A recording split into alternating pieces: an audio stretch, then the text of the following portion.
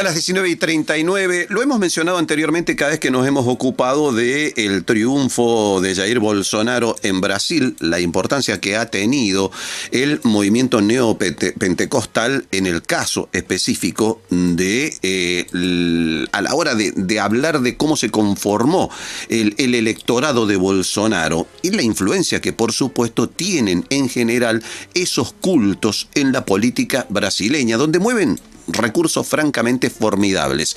La pregunta del millón es si aquí en la Argentina podría suceder algo así, si los neopentecostales han comenzado a insertarse y a trabajar mucho más activamente en el plano político. Hubo un ejemplo precedente que hay que tomar muy en cuenta.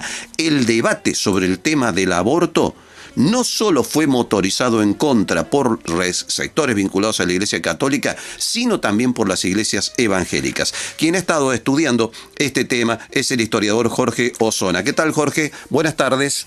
¿Qué tal, Ricardo? ¿Cómo estás? Encantado de saludarte. Un gusto. Bueno, está más o menos planteado el tema, ¿no? ¿Se puede hablar de que hay un incipiente involucramiento de las iglesias evangélicas en la política argentina?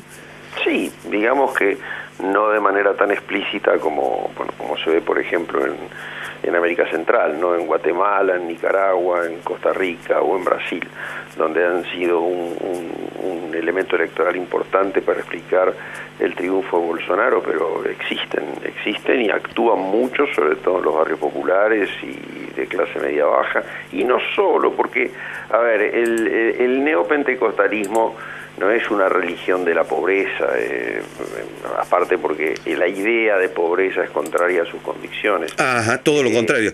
La idea del crecimiento personal es justamente lo que se sostiene, ¿no? Sí, lo que se podría denominar teología de la prosperidad, ¿no? Ajá. Está en las antípodas de la teología del pueblo, que es un poco la vertiente que se extiende a partir de la llegada de Bergoglio al reino de Roma, ¿no? La idea es que, bueno, del momento que alguien recibe la gracia o experimenta la conversión del Espíritu Santo, bueno, ya es rico espiritualmente, y la riqueza material viene por añadidura, riqueza material que a su vez hay que exhibirla como expresión del éxito, de la lucha en contra del mal, del demonio, identificado con la prostitución, con el consumo de drogas, con la vagancia, con la delincuencia, etcétera. De manera que es una teología bastante acorde con lo que uno podría denominar esta cuarta revolución industrial o algo así, ¿no? Bueno, vos mencionabas recién el caso de Costa Rica, que es altamente ilustrativo. La última elección presidencial se jugó entre dos candidatos, sí, ambos pertenecientes a iglesias evangélicas, uno de ellos inclusive pastor. Sí, Fabricio Alvarado, sí, Uh-huh. Sí, efectivamente. Sí, bueno, en Nicaragua la vicepresidente sandinista es evangélica. La mujer detrás del trono, según dicen de ella, ¿no? Rosario Murillo. En Guatemala tienen un presidente, Jimmy Morales, después son fuertes en otras partes de América Latina. Hay todo un eje que arranca un poco en Brasil, sigue por Colombia, ¿verdad? Y llega hasta México, ¿no? Donde son muy fuertes, donde, bueno, la influencia ha sido la capacidad que han tenido de recortarle apoyos incluso a la Iglesia Católica ha sido mucho, ¿no? Y creo que ese es una de las grandes explicaciones de muchas de las políticas del Papa Francisco, ¿no? Es una competencia que tienen con los neopentecostales, competencia que, dicho sea de paso, la vienen perdiendo, ¿no? Además, porque me imagino que desde el punto de vista llamémosle del electorado religioso, es mucho más atractiva la idea del progreso personal que la idea de la pobreza que santifica, ¿no? Sí, porque por otra parte, una de las características del neopentecostalismo, ¿no?, es el carácter carismático de sus pastores, y ese carácter, ¿no?, lo deviene bastante poco intelectual, ¿no? Ponen mucho énfasis ellos en la experiencia de recibir el Espíritu Santo y por lo tanto de convertirse. Y es una experiencia que procede de toda una serie de rituales que abreva incluso en distintas tradiciones, como puede ser la magia, el espiritismo, los africanismos, ¿no? A través de escenas de curación. Sí, sí, ¿no? sí. Y bueno, muy cinematográficas, ¿no? Exactamente, todo eso que tiene mucho que ver, vos decís cinematográfico, tiene mucho que ver con las técnicas de marketing, ¿no? La difusión, bueno, resulta muy atractivo porque además sus actos religiosos, en sus actos religiosos se canta, además de hacer los rituales de sanación que uno puede ver en cualquier programa televisivo de ellos, la unción de los pastores en el Espíritu Santo, la estética del show, ¿no? Y que por otra parte los hace muy atractivos para todos aquellos que tienen vocaciones artísticas, como pueden ser cantantes o como pueden ser actores, ¿no? Hay iglesias, por ejemplo, que promueven todos estos valores y en el caso, por ejemplo, de las asambleas de Dios, han promovido en Brasil esas grandes telenovelas con motivos bíblicos, como Moisés. Claro, etcétera, claro. ¿no? Y eso está todo financiado por ellos, porque en Brasil además son una potencia económica, ¿no? De modo que ejercen un gran atractivo a través de las técnicas de marketing. Ahora, a diferencia del pentecostalismo o de los antiguos evangelistas, por así decir, son más atractivos para gente sin demasiadas inquietudes intelectuales o sin demasiada educación, porque ponen énfasis en la experiencia del Espíritu Santo. Esto tiene que ver con la idea carismática, ¿no? Que abreva, por ejemplo, en una pastora norteamericana del siglo XIX, ¿no? Mary Baker Eddy, ¿no? Que a través de toda una serie de técnicas asociadas al mentalismo, a la hipnosis, siente el Espíritu Santo, porque la idea del pentecostalismo, el Pentecostés es la tercera fiesta de la cristiandad, justamente cuando desciende el Espíritu Santo con una potencia energética muy grande que trasciende tribus, ¿verdad? Que trasciende naciones, que convierte. Entonces, vale más eso, ¿verdad? Que, bueno, el tránsito de Jesús en la tierra o los razonamientos y reflexiones teológicas alrededor de la vida de Jesús. Sentirlo a Jesús es más importante que toda esa prédica o que todos esos aprendizajes, por ejemplo, los viejos luteranos o calvinistas, ¿no? De ahí que su gran atractivo está en esa suerte de emocionalismo experimental, que a su vez va adosado con toda una serie de curaciones espirituales, ¿no? Que suponen un cambio, una especie de mutación, un abandono de viejas prácticas identificadas con el pecado, con la pobreza y la adopción de otras, ¿verdad?, asociadas con el trabajo, y todo merced al solidarismo, al apoyo y incluso yo te diría que el control por parte de la comunidad, ¿no? Claro, te iba a remarcar una cosa muy notable, que es la sensación muy marcada de pertenencia que tiene cada uno de los individuos con respecto a esa iglesia, que es como una suerte de club, donde todos están sometidos a la mirada escrutadora de todos y cada uno, ¿no? Sí, y ahora también todos participan, y todos participan con lo mejor que tienen, dando testimonio de su fe a partir de los éxitos que tuvieron en la semana, a partir de sus logros, ¿no? Aparte, muchos templos realizan actividades interesantes como, qué sé yo, cursos de cocina, apoyo escolar, deporte, nuevas tecnologías.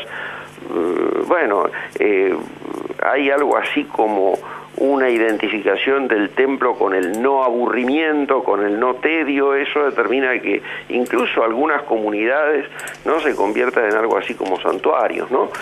Una suerte de oasis en medio de urbanizaciones muy precarias, pletóricas de peligros, ¿no? Como el narcotráfico, etcétera. Eso en Brasil se ve mucho, ¿no? Y además, otro dato, muchos delincuentes, muchos narcotraficantes se convierten, y a partir de ese testamento devienen en líderes de la comunidad, porque además esos líderes no tienen una formación teológica, ¿no? son el producto de su carisma y de su capacidad de comunicación, ¿no? De comunicación, exactamente. Y incluso eso está bien testimoniado a través de toda una serie de manuales, ¿no? Que son algo así como textos de autoayuda e incluso instructivos acerca de cómo conducir a la comunidad. Eso es muy interesante porque pone énfasis en la cuestión del carisma, ¿no? Y a diferencia de los pentecostales antiguos, que son más bien lo que viene de la década del 60, ¿no? Y que son herederos de toda esa escuela de esta pastora norteamericana, ¿no? No entienden mal, sino todo lo contrario, exhibir sus éxitos materiales, ¿no? En ese sentido. Y la colaboración activa en el sostenimiento de su iglesia, bueno, ¿no? eso a través del diezmo, eso es sagrado, ¿no? Es decir, cuanto mejor le vaya a un feligrés, mejor le va a toda la comunidad a partir de los aportes que hacen, ¿no? Es decir, cuanto más das, más recibirás. Esta es un poco la idea. Ahora, no recibirás en términos de que van a recibir ayuda material, que también la reciben, pero en todo caso es como una especie de empujoncito para que después puedas por vos mismo, y puedas por vos mismo a través de actividades económicas de la informalidad que requieren de un trabajo muy ímprobo, pero que finalmente ofrece resultados, finalmente confiere una cierta seguridad y una suerte de movilidad social, ¿verdad?, que es muy fuerte en el caso de los que llegan a pastores y se vuelven ricos, y que es moderada en otros, pero que les permite el ingreso a una suerte de clase media baja, ¿no? Se suele decir que en Brasil, durante los últimos 20 años, hubo un fenómeno de movilidad social ascendente muy fuerte, atribuible a las políticas de Lula. Sí. Bueno, también esto abreva en la prédica de estos neopentecostales. Ahora, un dato que nosotros no teníamos era que el PT en su momento formó coalición con formas políticas emergentes justamente de las iglesias evangélicas, ¿no? Sí, totalmente. Sí, porque, son pluripartidarios. Ellos, eventualmente un pastor puede constituir un partido, ¿no? Es el caso de Russomano en el estado de Sao Paulo, que casi gana en las elecciones de hace algunos años atrás. Tuvieron que contraponer la candidatura de Fernando Haddad, que después fue el fallido candidato del PT en estas últimas elecciones, como para que ese pastor no llegara. Ahora, en Brasil son pluripartidarios, están en el partido de Marina Silva, un 60-70% apoyó a Bolsonaro, otros no, esto también hay que señalarlo. No es que sean todos bolsonaristas ni fervientemente bolsonaristas, pero hay una suerte de masa crítica que sí lo apoyó. Están en todos los partidos políticos. Lo que sí, en el caso de Brasil, han formado un bloque parlamentario cuyos representantes, cuyos diputados son solidarios alrededor de un programa cultural mínimo que pasa básicamente por la moral, ¿no? En contra del matrimonio igualitario, en contra del aborto, ¿no? Y justamente ahí estriba su capacidad de movilización, que lo vimos en Buenos Aires a raíz de los debates por la ley del aborto. Pero el elemento novedoso es que en general ellos tenían un accionar desde el punto de vista político mucho más discreto, se podría decir más silencioso. Actuaban en política pero casi que no se notaba, ¿no? Y de pronto en este tema del aborto salieron a la luz, por decirlo de alguna manera, ¿no? Sí, y demuestran el alcance que tienen también en la Argentina. En la Argentina prácticamente se calcula que el 11% de la población es pentecostal. Han avanzado muchísimo, ¿no? Del 8% de 2008 a aproximadamente el 11%. No es mucho, pero es una cifra significativa. Dicen que es el único sector que creció justamente dentro de las confesiones religiosas, ¿no? Efectivamente, y vos vas a cualquier barrio popular y son pocos los que no tienen un templo evangélico, ¿no? Un templo neopentecostal, bajo distintas denominaciones, porque esta es la otra cuestión. Tampoco son una iglesia, son un conjunto de comunidades.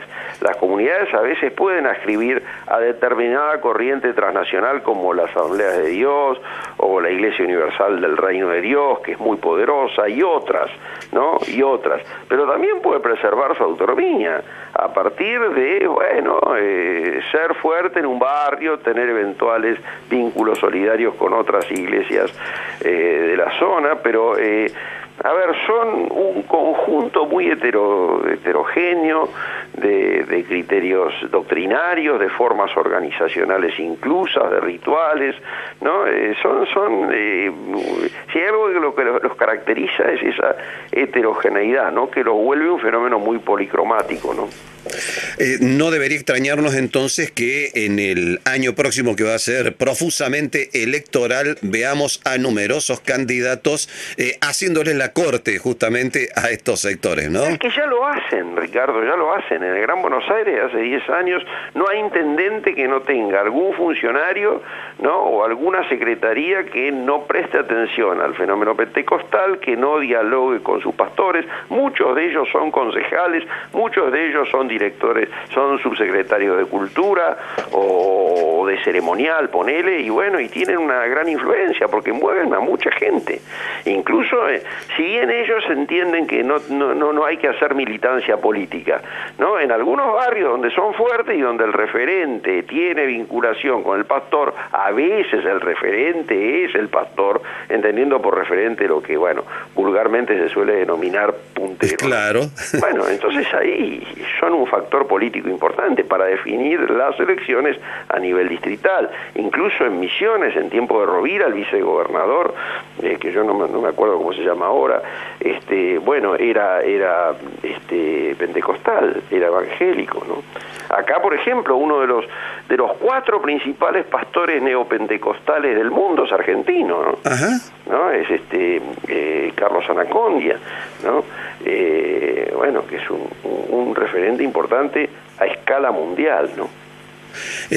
Me imagino, por supuesto, la preocupación con la que el episcopado argentino debe estar mirando esta competencia que los está corriendo por izquierda, ¿no? Sí, sobre todo porque ya hubo un intento de aglutinarlos alrededor de una democracia cristiana o una nueva democracia cristiana, etcétera, ¿no? Incluso allá por el año 2014, creo, convocaron a la iglesia que también participara, ellos no quisieron hacerlo, ¿no? Y como contrapartida, bueno, desde el reinado de Francisco, ¿verdad?, se trata de competir un poco en los barrios populares, sobre todo más humildes, a través de organizaciones como los llamados misioneros de Francisco, ¿no?, que están prácticamente motorizados por el movimiento de Evita y más precisamente por Emilio Pérsico, ¿no? Y la idea es instalar una capilla en cada asentamiento, ¿verdad?, con relativa autonomía respecto del obispado, y que, bueno, el referente se convierte en una especie de servidor, ¿no? Porque este es el otro tema, ¿no? El neopentecostalismo también produce una especie de efecto de demostración, de efecto demostrativo, por el que otras vertientes católicas no tienen otra alternativa que imitarlos. Fíjate vos que es bastante claro el movimiento de sacerdotes carismáticos. Ajá, ¿no? Sí, señor, que tiene bastantes similitudes, ¿no? Y claro, pero porque justamente, ¿no?, lo que se pretende es, bueno, convertir a la religiosidad en una vivencia emocional intensa, que no es precisamente lo que tienen las misas. Las misas, en todo caso, por de pronto, las misas están conducidas por un especialista que no se casa. Sí. En cambio, los pastores pueden casarse, tienen pastoras, que suelen ser sus esposas, ¿verdad?